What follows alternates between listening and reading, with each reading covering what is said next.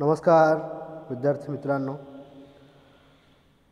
आपण व्यावसायिक अर्थशास्त्राच्या संदर्भात म्हणजेच बिझनेस इकॉनॉमिक्सच्या संदर्भात चर्चा करत आहोत. यामध्ये व्यावसायिक अर्थशास्त्राचा अर्थ, व्याख्या, स्वरूप, व्याप्ती, व्यावसायिक अर्थशास्त्राचे महत्त्व अशा अनेक घटकांची चर्चा आपण केलेली आहे. त्याचबरोबर अर्थशास्त्र म्हणजे काय, अर्थशास्त्राच्या अभ्यासाला सुरुवात कधी झाली, अर्थशास्त्राच्या अभ्यासाचा मुख्य गाभा काय आहे, अर्थशास्त्र आणि सामाजिक शास्त्र यामध्ये काय फरक आहे, अर्थशास्त्र हे सामाजिक शास्त्र आहे का, अर्थशास्त्र हे शास्त्र आहे का, अर्थशास्त्र हे कला आहे का, तर अर्थशास्त्र हे मानवाच्या आर्थिक वर्तणुकीचा कसा अभ्यास करतं, या सगळ्या घटकांचा आपण विचार केलेला आहे. अर्थशास्त्रांच्या वेगवेगळ्या व्याख्या, अर्थशास्त्राच्या उगमाची एकूण अर्थशास्त्र 1776 कशा स्वरूपात नव्याने अभ्यासलं जाऊ लागलं, या सगळ्या घटकांचा आपण विचार विमर्श केलेला आहे. तर विद्यार्थी मित्रांनो, आपण या भागामध्ये व्यावसायिक अर्थशास्त्राच्या पुढच्या घटकांचा आपण विचार करणार आहोत. तर यामध्ये प्रामुख्याने स्वरूप, व्याप्ती, महत्त्व या संकल्पना आपण अभ्यासलेल्या आहेत. त्याच्यानंतर अर्थशास्त्राच्या अभ्यासातील एक मुख्य जो घटक आहे तो म्हणजे सूक्ष्म व समग्र अर्थशास्त्र संकल्पना. या घटकांचा अभ्यास करणं अत्यंत आवश्यक आहे. Concept of micro and macro economics. अर्थशास्त्र म्हणजे काय? अर्थशास्त्र हे एक सामाजिक शास्त्र आहे, सोशल सायन्स आहे, जे वस्तू आणि सेवांच्या उत्पादन आणि वितरण व विभाजनाच्या वापराचे विश्लेषण करते. अर्थशास्त्र, इकॉनॉमिक्स हा शब्द इकॉनॉमियापासून अस्तित्वात आलेला आहे. हा इकॉनॉमिया ग्रीक शब्द आहे, ज्याचा अर्थ गृहव्यवस्थापन, कौटुंबिक व्यवस्थापन असा होतो. 19व्या शतकात अर्थशास्त्र, सोशल सायन्स ही संज्ञा वापरली गेली आणि एकूणच अर्थशास्त्रामध्ये अनेक विचारप्रवाह टप्प्याटप्प्याने निर्माण झालेले दिसून येतात. जसं ॲडम स्मिथ नंतर अल्फ्रेड मार्शल आहे, पिगू आहे, फिशर आहे, जेसीबी आहे, रिकार्डो आहे, जॉन मेनॉर्ड केन्स आहे, मिल्टन आहे, अशा स्वरूपाची अनेक विचारप्रवाह अर्थशास्त्रामध्ये निर्माण झालेली आहेत. अगदी अलीकडच्या कालखंडामध्ये जो विचारप्रवाह अस्तित्वात आलेला आहे, जो अर्थशास्त्राच्या किंवा आर्थिक प्रश्नांचे विवेचन करण्याचा दृष्टिकोन बदलणारा आहे, अशा अनेक स्वरूपाची जी काही दृष्टिकोन आहे, जो अप्रोच आहे, तो दृष्टिकोन म्हणजे आर्थिक समस्येकडे अभ्यास करण्याच्या दृष्टीने पाहण्याचा दृष्टिकोन. म्हणजे आर्थिक समस्येकडे कशा पद्धतीचा दृष्टिकोन ठेवून अभ्यास करायचा, तो दृष्टिकोन आर्थिक विश्लेषणाचे विविध दृष्टिकोन कशा प्रकारे विश्लेषित करतात, या सगळ्या घटकांचा या आर्थिक विवेचनाच्या दृष्टिकोनातून अलीकडच्या कालखंडात निर्माण झालेला दिसून येतो. जो पहिला वैचारिक आर्थिक विवेचनाचा दृष्टिकोन समोर आला तो म्हणजे विषयाचं विश्लेषण किंवा एखाद्या घटकाचं विश्लेषण इंडिव्हिज्युअल करायचं की कलेक्टिव्ह पातळीवरती करायचं. आणि हा जो विचार मांडलेला आहे प्रोफेसर रेग्नर फ्रिंच यांनी हा विचार 1933मध्ये सूक्ष्म स्थूल अर्थशास्त्र ही संज्ञा वापरलेली आहे. त्यांचा जो अभ्यासाचा मुख्य जो विषय होता, जो विषय त्यांनी समोर ठेवलेला आहे, त्यामध्ये त्यांनी सूक्ष्म अर्थशास्त्राला इंग्रजीमध्ये मायक्रो इकॉनॉमिक्स हा पर्यायी शब्द वापरला. तो मायक्रो या शब्दाची उत्पत्ती मायक्रोस या ग्रीक शब्दापासून झालेली आहे. मायक्रोस या शब्दाचा इंग्रजी शब्दाचा अर्थ स्मॉल आणि मराठीत लहान असा होतो.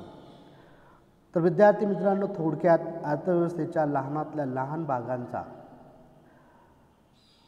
भागशः विवेचन करणारी अर्थशास्त्राची शाखा म्हणजे सूक्ष्म अर्थशास्त्र आहे.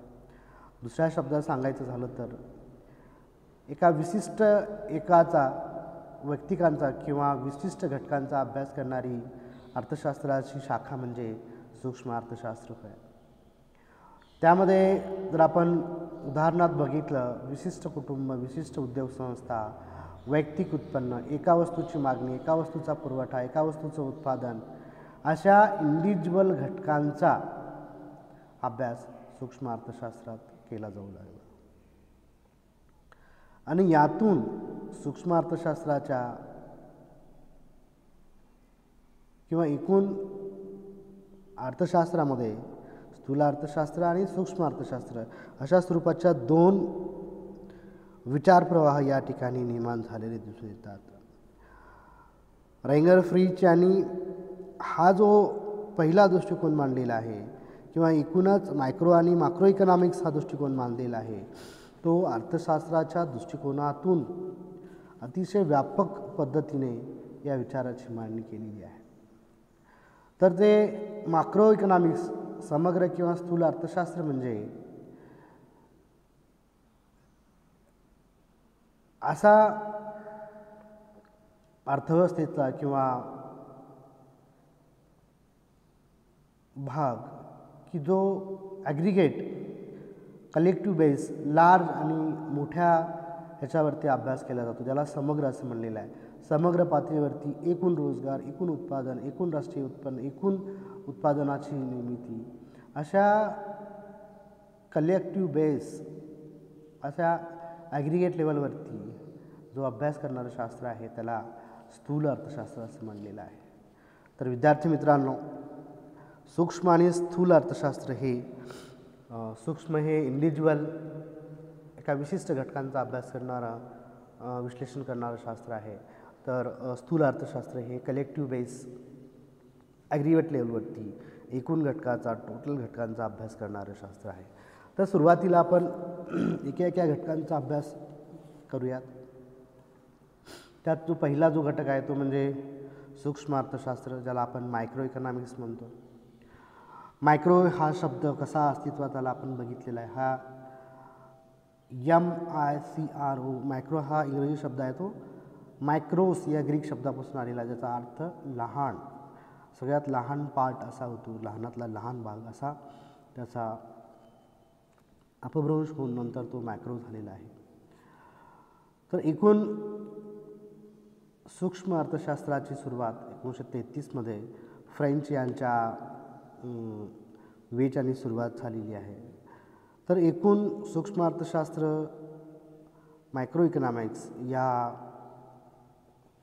शब्दाचा अर्थ आपण बघूयात. अर्थ आणि व्याख्या या ठिकाणी आपण बघूयात. या शब्दाचा अर्थ आपण बघितला की इंग्रजीमध्ये मॅक्रो इकॉनॉमिक्स या शब्दाला पर्यायी शब्द वापरला जातो, तो मॅक्रो, किंवा या इंग्रजी शब्दाची उत्पत्ती मायक्रोस या शब्दापासून झालेली आहे. मायक्रो शब्द हा मराठीत लहान असा होतो. तर थोडक्यात अर्थव्यवस्थेतल्या लहानातल्या लहान भागाचा विवेचन करणारी अर्थशास्त्राची शाखा म्हणजे सूक्ष्म अर्थशास्त्र होय. एकाचा वैयक्तिक किंवा विशिष्ट घटकांचा अभ्यास करणारी अर्थशास्त्राची विशिष्ट शाखा म्हणजे सूक्ष्म अर्थशास्त्र होय. विशिष्ट कुटुंब, विशिष्ट उद्योग संस्था, वैयक्तिक उत्पन्न, एका वस्तूंची मागणी, एका वस्तूंचा पुरवठा, अशा विशिष्ट घटकांचा इंडिव्हिज्युअल पातळीवरती अभ्यास करणाऱ्या घटकांचा अभ्यास सूक्ष्म अर्थशास्त्रात केला जातो. तर आपण सूक्ष्म अर्थशास्त्राची व्याख्या पाहणार आहोत. आपल्याला यावरून लक्षात येईल की सूक्ष्म अर्थशास्त्र ही अर्थशास्त्राची विशिष्ट कुटुंब व्यवस्था कशा पद्धतीनं अभ्यास करते. पहिली जी व्याख्या आहे प्रोफेसर के.ई. बोल्डिंग यांनी ही व्याख्या केलेली आहे. त्यामध्ये ते म्हणतात, विशिष्ट उद्योग संस्था, विशिष्ट कुटुंब, वैयक्तिक किमती, वेतन, उत्पन्न, वैयक्तिक उद्योगधंदे आणि विशिष्ट वस्तूंचा अभ्यास करणारी अर्थशास्त्राची शाखा म्हणजे सूक्ष्म अर्थशास्त्र होय. विद्यार्थी मित्रांनो, तुमच्या लक्षात येत असेल, विशिष्ट उद्योग संस्था, विशिष्ट कुटुंब किंवा वैयक्तिक किमती, वेतन, उत्पन्न, वैयक्तिक उद्योग संस्था अशा विशिष्ट वस्तूंचा अभ्यास करणारी. याचा अर्थ असा आहे की इंडिव्हिज्युअल पातळीवरती अभ्यास करणारी जी काही शाखा आहे त्या शाखेला त्यांनी सूक्ष्म अर्थशास्त्र म्हणलेलं आहे. के.ई. बोल्डिंग यांची अतिशय विस्तृत आणि स्पष्टीकरणात्मक जी व्याख्या आहे ती या ठिकाणी आपण पाहिलेली आहे. त्याच्यानंतर दुसरी जी व्याख्या आहे ती म्हणजे लेफ्टविच यांनी मांडलेली आहे. प्रोफेसर लेफ्टविच हे म्हणतात की उपभोक्ते उत्पादन घटकाचे मालक, उद्योग संस्था या एकमेकांच्या आर्थिक व्यवहारांचा अभ्यास करणारी अर्थशास्त्राची शाखा म्हणजे सूक्ष्म अर्थशास्त्र होय. याचा अर्थ उपभोक्ते, उत्पादक, मालक, उद्योग संस्था यामध्ये जो आर्थिक व्यवहार होणार आहे, जो वस्तू विनिमय, पैसा विनिमय होणार आहे, या सगळ्या घटकांचा अभ्यास करणारी शाखा म्हणजे सूक्ष्म अर्थशास्त्र होय असं लेफ्टविच यांना वाटतं. तर नंतरची व्याख्या आहे ती म्हणजे प्रोफेसर ए.पी. लर्नर यांनी व्यक्ती व कुटुंब, उपभोक्ते म्हणून व्यक्ती, उद्योग संस्था, उत्पादक या भूमिकेतून त्यांच्या कार्याचा एकूण अर्थप्रणालीच्या संदर्भात केला जाणारा अभ्यास म्हणजे सूक्ष्म अर्थशास्त्र होय. व्यक्ती, कुटुंब, उपभोक्ते आणि व्यक्ती आणि उद्योग संस्था, उत्पादक या भूमिकेतून त्यांच्या कार्याचा एकूण अर्थप्रणालीच्या संदर्भात केला जाणारा अभ्यास म्हणजे सूक्ष्म अर्थशास्त्र. या ठिकाणी लक्षात येत असेल की व्यक्ती, कुटुंब, व्यक्ती, उद्योग संस्था, उत्पादक यांचा कुठंतरी विनिमय असेल, कुठंतरी सहसंबंध येतो, एकमेकांशी हे कोरिलेट करतात, एकमेकांशी सहसंबंध असतो आणि म्हणून यामध्ये एकूण एक अर्थप्रणाली किंवा एक विशिष्ट प्रकारची क्रिया, प्रतिक्रिया आणि प्रभाव निर्माण होऊन याचा एकमेकावरती परिणाम होऊ शकतो असं ए.पी. लर्नर यांनी सांगितलेलं आहे. आणि सगळ्यात शेवटची जी व्याख्या आहे ती म्हणजे मॉरिस डॉब यांनी अतिशय कमी शब्दामध्ये अर्थशास्त्राचा अभ्यास करणारी शास्त्र सांगितलेली आहे. अर्थव्यवस्थेचे सूक्ष्म अध्ययन करणारी शास्त्र म्हणजे सूक्ष्म अर्थशास्त्र आहे. अर्थव्यवस्थेतल्या ज्या काही घटक आहेत त्या घटकांचा सूक्ष्म पातळीवर एका विशिष्ट पातळीवर अभ्यास करणारी शाखा म्हणजेच सूक्ष्म अर्थशास्त्र होय असे मॉरिस डॉब यांनी अर्थशास्त्राची एकदम सुस्पष्ट अशी व्याख्या केलेली आहे. अर्थशास्त्र हा एक सूक्ष्म, एक इंडिव्हिज्युअल, एका विशिष्ट घटकांचा, एका विशिष्ट कुटुंबाचा, एका विशिष्ट उत्पादनाचा, एका विशिष्ट उत्पादन संस्थेचा मायक्रो लेवलवरती अभ्यास करणारे शास्त्र आहे असं मॉरिस डॉब यांनी सांगितलेलं आहे. यावरून आपलं लक्षात येईल विद्यार्थ्यांनो की व्यावसायिक अर्थशास्त्र ही एक उद्योगसंस्था किंवा उद्योगधंदे किंवा विशिष्ट स्वरूपाचे जी काही फर्म्स आहेत या संदर्भातील इंडिव्हिज्युअल पातळीवरती, एका विशिष्ट पातळीवरती उद्योग क्षेत्रामध्ये कशाप्रकारे जास्तीत जास्त नफा मिळवण्याच्या दृष्टिकोनातून ही ध्येय धोरणं अतिशय मायक्रो, अतिशय सूक्ष्म पातळीवर कशाप्रकारे अभ्यास करून याचं इम्प्लिमेंटेशन अर्थव्यवस्थेमध्ये, उद्योग संस्थेमध्ये, उद्योगधंद्यांमध्ये करता येऊ शकतं. म्हणून सूक्ष्म अर्थशास्त्राचा अभ्यास व्यावसायिक अर्थशास्त्रात केला जातो आणि म्हणून व्यावसायिक अर्थशास्त्र ही अर्थशास्त्राची अत्यंत महत्त्वाची शाखा आहे. आणि म्हणून या व्याख्येवरून आपल्याला असं लक्षात येतं की व्यावसायिक अर्थशास्त्राचे काही महत्त्वाचे वैशिष्ट्य आहेत. ते वैशिष्ट्य म्हणजे कुठले? सूक्ष्म अर्थशास्त्रात एकाचा, व्यक्तिकांचा किंवा विशिष्ट अभ्यास केला जातो. विशिष्ट उद्योग संस्था, विशिष्ट कुटुंब, विशिष्ट वैयक्तिक उत्पन्न अशा स्वरूपाच्या इंडिव्हिज्युअल वैयक्तिक पातळीवरती ज्या घटकांचा अभ्यास केला जातो, ज्यामध्ये हे वैशिष्ट्य असतात, त्या सगळ्यांना सूक्ष्म अर्थशास्त्र असं म्हणलं जातं. त्याच्यानंतर पुढचं जे वैशिष्ट्य आहे ते म्हणजे सूक्ष्म अर्थशास्त्रात प्रत्येक घटकांचा स्वतंत्ररित्या अभ्यास केला जातो. त्यानंतर सूक्ष्म अर्थशास्त्रात एकाच घटकांच्या अभ्यासावर लक्ष केंद्रित केल्याने तो अभ्यास सखोल व विस्तृत होऊ शकतो. खरं आहे, इम्पिरिकल पातळीवरती किंवा एकूणच जो अप्रोच आपण सूक्ष्म किंवा विशिष्ट स्वरूपाचा ठेवतो, त्याचं विश्लेषण, त्याचं विवेचन करण्यासाठी अतिशय सखोल असं विस्तृत माहितीसाठी अशा स्वरूपाची अभ्यास करण्याच्या प्रवृत्ती खूप उपयुक्त आहे. त्यानंतर सूक्ष्म अर्थशास्त्रात विशिष्ट व्यक्तीचे विशिष्ट उद्योग संस्थेशी असणारे संबंध, विशिष्ट उद्योग संस्थेचे विशिष्ट उद्योगांशी असणारे परस्पर संबंध यांचे अध्ययन केले जाते. म्हणजे उद्योगसंस्था व्यक्ती, उद्योगसंस्था उत्पादक व्यक्ती आणि ग्राहक उद्योगसंस्था, उत्पादक विक्रेते यांचा जो परस्पर संबंध आहे त्याचा कुठंतरी विशिष्ट आणि सूक्ष्म पातळीवरती अभ्यास केला जातो आणि त्यातून विशिष्ट अशा स्वरूपाची एक परस्पर संबंध आणि परस्पर क्रियाप्रतिक्रिया निर्माण होऊन अर्थशास्त्राच्या एका वेगळ्या विश्लेषणाकडे अर्थशास्त्र जातं. आणि म्हणून सूक्ष्म अर्थशास्त्रात कोणत्याही एककाचा किंवा गटाचा विचार करताना त्याची व्याख्या शक्यतो मर्यादित करण्याचा प्रयत्न केला जातो. मर्यादित याचा काय बेसिक जो पॉईंट आहे तो म्हणजे इंडिव्हिज्युअल आहे, तो अतिशय सूक्ष्म एककाचा किंवा गटाचा विचार करून अर्थशास्त्राच्या अभ्यासाची मर्यादित करण्याचा प्रयत्न या ठिकाणी केलेला आहे. सूक्ष्म अर्थशास्त्रात वैयक्तिक घटकांच्या संतुलनासाठी आंशिक संतुलन पद्धती वापरली गेलेली आपल्याला दिसून येते. तर यावरून अनेक घटक आपल्याला लक्षात येऊ शकतात. त्यामध्ये जर आपण बघितलं, एकूण सूक्ष्म अर्थशास्त्राचे स्वरूप जर आपण बघितलं, त्यामध्ये 4-5 घटक या ठिकाणी सुस्पष्टपणे सांगता येऊ शकतात. ते म्हणजे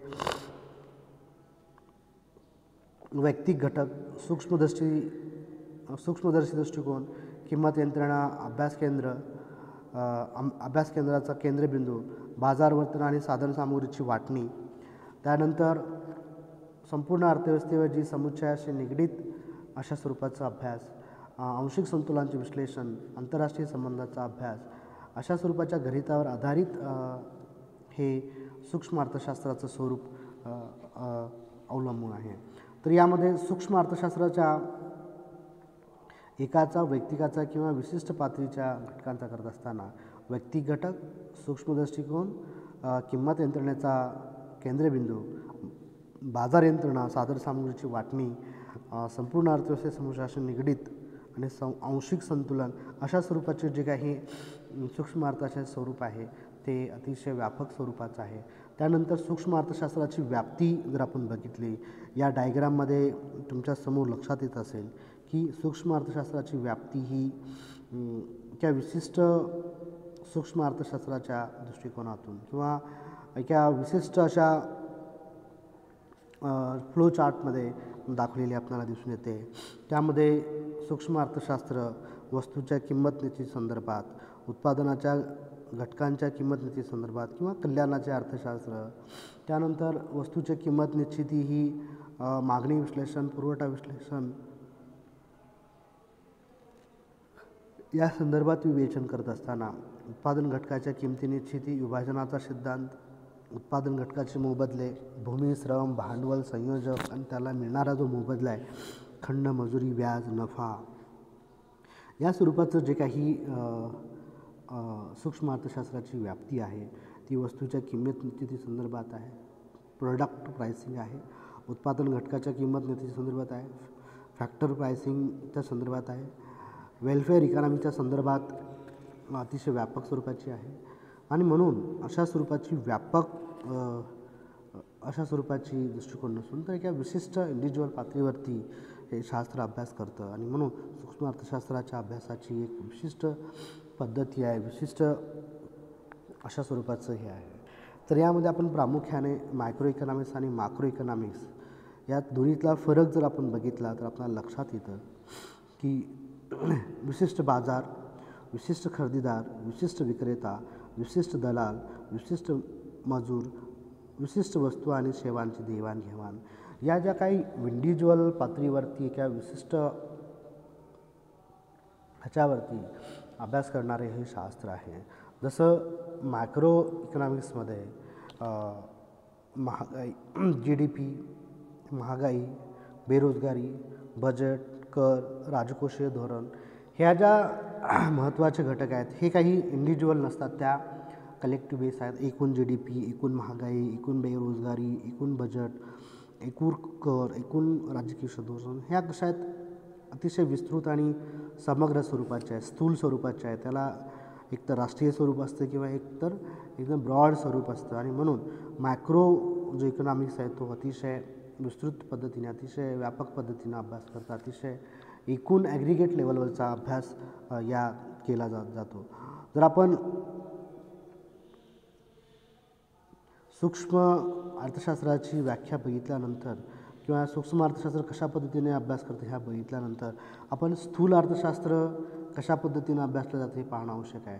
जसं रँगलर फ्रिश यांनी 1933मध्ये ऑस्लो विद्यापीठाच्या नायजेरियन जे अर्थशास्त्र आहेत प्राध्यापक रँगलर फ्रिश यांनी जो काही दृष्टिकोन मांडलेला आहे मॅक्रो इकॉनॉमिक्स, याला पर्यायी शब्द त्यांनी मॅक्रोज हा ग्रीक शब्द सांगितलेला आहे. या ग्रीक शब्दापासून मॅक्रो हा शब्द उत्पत्ती झालेला त्यांनी सांगितलेला आहे. याचा शब्दशः अर्थ त्यांनी लार्ज म्हणजे मोठ्या भागाचा अभ्यास करणारं सांगितलं आहे. समग्र अर्थशास्त्र, समग्र पातळीवरील एकूण रोजगार, एकूण उत्पादन, एकूण उत्पन्न अशा स्वरूपाच्या समग्र पातळीवरती अभ्यास करणारे हे शास्त्र आहे. तर समग्र अर्थशास्त्राची व्याख्या आपण जर पाहिली तर आपल्याला लक्षात येतं की हा जो घटक आहे तो कशा पद्धतीने अभ्यासला जाऊ शकतो. समग्र अर्थशास्त्राच्या व्याख्या आपल्याला पुढील प्रमाणे सांगता येतात.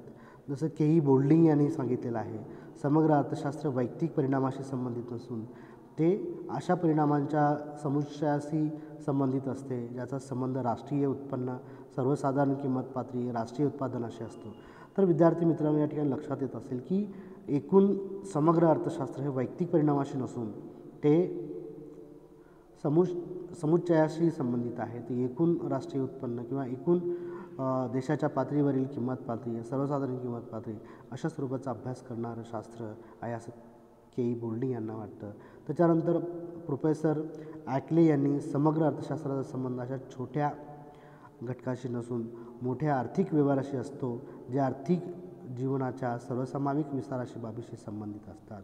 म्हणजे समग्र अर्थशास्त्राचा संबंध हा अशा मोठ्या आर्थिक व्यवहाराशी असतो जे आर्थिक जीवनाच्या सर्वसमाविक विस्तारित बाबीशी संबंधित असतो असं प्रोफेसर ॲस्ले यांनी सांगितलेलं आहे. त्यानंतर प्रोफेसर J.L. हॅन्सन यांनी समग्र अर्थशास्त्र ही अर्थशास्त्राची एक अशी महत्त्वाची शाखा आहे की जी रोजगाराचे परिणाम, एकूण बचत, एकूण गुंतवणूक, राष्ट्रीय उत्पन्न, सर्वसाधारण किंमत पातळी, एकूण मागणी, एकूण पुरवठा, एकूण उत्पादन, एकूण उपभोग अशा मोठ्या समुच्चयातील संबंधाचा विचार करणारी जी शाखा आहे त्याला स्थूल अर्थशास्त्र, समग्र अर्थशास्त्र, मॅक्रो इकॉनॉमिक्स असं संबोधलेलं आहे. यामध्ये आपल्याला लक्षात येत असेल की जी रोजगाराचे परिणाम आहेत त्या एकूण राष्ट्रीय पातळीवरचे आहेत. एकूण बचत, एकूण गुंतवणूक, राष्ट्रीय उत्पन्न, सर्वसाधारण किंमत पातळी, एकूण मागणी पुरवठा या सगळ्या घटकांचा कलेक्टिव्ह बेसवरती अभ्यास केला जातो, इंडिव्हिज्युअल बेसवरती केला जात नाही. आणि म्हणून समग्र अर्थशास्त्राचे हे प्रमुख वैशिष्ट्य आहे की ते समग्र एकूण घटकांचा अभ्यास करतं. तर अशा प्रकारे यावरून आपल्याला समग्र अर्थशास्त्राची काही वैशिष्ट्ये सांगता येतात. समग्र अर्थशास्त्रात एकूण बेरजेचा, सरासरीचा किंवा समुच्चयाचा अभ्यास केला जातो. त्याच्या दुसरं वैशिष्ट्य आहे समग्र अर्थशास्त्रात अभ्यासाचे परिणाम एक व्यक्ती, एक घटक नसून संपूर्ण अर्थव्यवस्था हा त्याचा अभ्यासाचा केंद्रबिंदू आहे. समग्र अर्थशास्त्रात सर्व घटक मिळून तयार होणाऱ्या अर्थव्यवस्थेचा समुच्चयात्मक पातळीवर अभ्यास केला जातो. त्याचा वैयक्तिक पातळीवरती अभ्यास नसून तो कलेक्टिव्ह अभ्यास असतो. पुढचं वैशिष्ट्य आहे समग्र अर्थशास्त्राचा अभ्यासाचे उत्पन्न हा केंद्रबिंदू आहे. उत्पन्नाशिवाय कुठल्याही घटकांची क्रिया प्रतिक्रिया किंवा एकूणच मानवाच्या वस्तू विनिमय पद्धतीचा अभ्यास केला जाऊ शकत नाही. त्यानंतर समग्र अर्थशास्त्रात स्थिर आणि गतिमान घटकांचा एकत्रित अभ्यास केला जातो. स्थिर आणि गतिमान घटक हे अत्यंत महत्त्वाचं आहे. धावत्या अर्थव्यवस्थेमध्ये अशा स्वरूपाचे जी काही स्थिर आणि गतिमान घटक आहेत त्याचा एकत्रित अभ्यास केला जातो. समग्र अर्थशास्त्रात गतिमान घटकांच्या अभ्यासाला विशेष असं महत्त्व आहे आणि म्हणून जे शेवटचं वैशिष्ट्य त्यांनी सांगितलेलं आहे, समग्र अर्थशास्त्रात प्रत्येक घटकांचा स्वतंत्र अभ्यास न करता एका घटकातील बदलाचा दुसऱ्या घटकावर कसा परिणाम होतो, म्हणजे कोरिलेशन्स, एकमेकांचा वस्तूंच्या किमती आणि त्यांचा उत्पादनावर काय परिणाम होतो, वस्तूचा पुरवठा आणि मागण्याचा काय परिणाम होतो, भोक्त्यांची क्रिया आणि प्रतिक्रिया याचा काय परिणाम होतो, याचा परस्परात्मक जो अभ्यास अर्थशास्त्रामध्ये केला जातो त्याला समग्र अर्थशास्त्र असं म्हणलेलं आहे. तर विद्यार्थी मित्रांनो, या ठिकाणी आपण पाहिलं स्थूल अर्थशास्त्राची डायग्राम फ्लोचार्ट जर आपण बघितला तर यामध्ये उत्पन्न व रोजगाराचा सिद्धांत, सामान्य मूल्य सिद्धांत, आर्थिक विकासाचा सिद्धांत, वितरणाचा सिद्धांत, नफा मजुरी सिद्धांत, त्यामध्ये उत्पन्न रोजगार सिद्धांतामध्ये उपभोग प्रवृत्ती सिद्धांत, गुंतवणूक प्रवृत्ती सिद्धांत, व्यापार चक्र, म्हणजेच एकूण अर्थव्यवस्थेतील ज्या काही हाऊसहोल्ड, बिझनेस आणि गव्हर्मेंट आणि जो काही ग्राहक वर्ग, उत्पादक वर्ग, यामध्ये कुठंतरी कोरिलेशन्स किंवा सहसंबंध वस्तू विनिमयाच्या दृष्टिकोनातून वस्तूच्या उत्पादनाच्या निर्मितीतून झालेला दिसून येतो. म्हणजेच अभ्यास करण्याच्या पद्धतीत अनेक प्रकारचे दृष्टिकोन या ठिकाणी मांडलेले दिसून येतात आणि म्हणून अर्थशास्त्रामध्ये पहिला जो दृष्टिकोन विकसित झाला तो म्हणजे सूक्ष्म दृष्टिकोन आणि स्थूल दृष्टिकोन. आपण या ठिकाणी अर्थशास्त्राच्या वेगवेगळ्या पैलूंचा अभ्यास करत आहोत. तर विद्यार्थी मित्रांनो, पुढच्या भागामध्ये आपण सूक्ष्म व समग्र अर्थशास्त्रातील जो मुख्य फरक आहे तो आपण पाहणार आहोत. तर या ठिकाणी विद्यार्थी मित्रांनो आपण थांबूयात. थँक्यू. धन्यवाद.